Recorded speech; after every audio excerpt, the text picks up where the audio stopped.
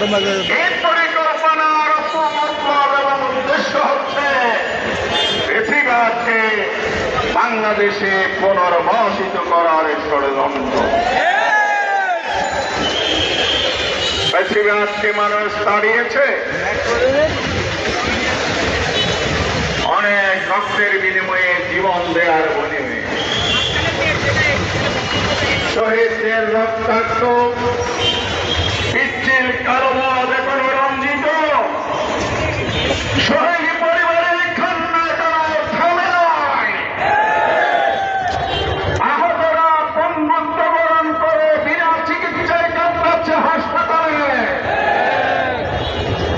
আর যে স্বৈরাচার তাড়াতে গিয়ে আমাদের ভাই বোনেরা জীবন দিয়েছে, সেই স্বৈরাচার বাংলাদেশে আবার পুনর্বাসিত করবে।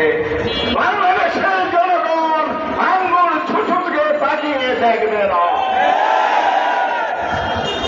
স্বৈরাচারের দূষণরা একে অপরাধ অপরাধী গণহত্যার মিছিলে শেখ হাসিনা সহ আওয়ামী লীগ এবং তার আজ্ঞাবাহী প্রশাসনিক কর্মকর্তারা জেলখানায় আর আদালতের কাজ করা।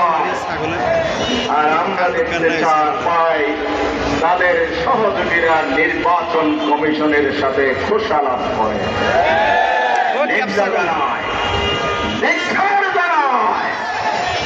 তারা আবার দলীয় কার্যালয়ে বসে বিভ্রান্তিমূলক সাংবাদিক সম্মেলন করে।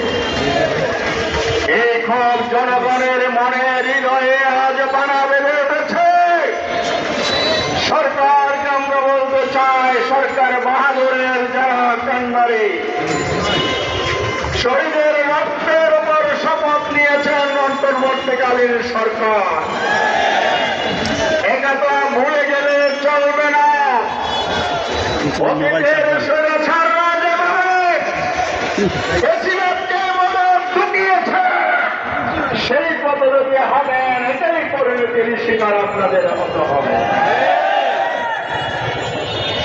আমি কথা দীর্ঘায়িত করতে চাই না, মিছিল হবে।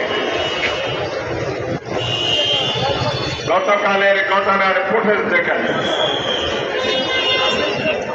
নুরুল হক নূর ডাকসু বিবি, দলের প্রধান, দেশের সর্বোচ্চ বিশ্ব